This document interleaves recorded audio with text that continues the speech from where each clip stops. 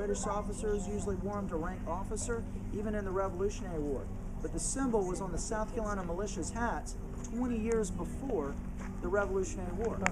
Colonel Moultrie, that's out at Fort Moultrie, a Revolutionary War fort built out of palmetto logs.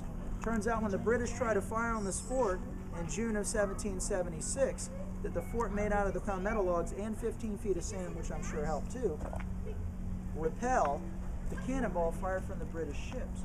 And this symbol is on their hats. He puts it in a flag, a blue background with a crescent that says Liberty inside. So they would always have this crescent right in there. So the crescent in the South Carolina state flag is not the moon in the sky. I've heard people tell stories that the battle went on in the middle of the night. They stopped firing at about 9:05 because it got dark. So unless the moon was in the middle of the sky in the daytime, that definitely is not true. But this is what a soldier would have looked like. And this is Sergeant Jasper.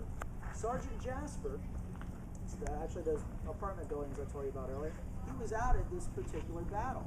But this particular battle, Fort Moultrie, is the first major defeat of the Army and Navy of Great Britain as a whole in the Revolutionary War that far. And that's a year after Bunker Hill.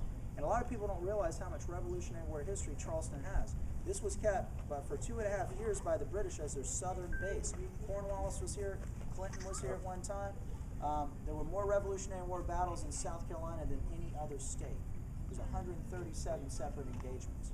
So a lot of militia were using guerrilla war tactics. So this monument is done 100 years after. It's called Defenders of Fort Moultrie. And he actually saved the flag out at the battle when it got cut down by a British shot. So he jumps up on the parapet, ties it around something, and then puts it back up.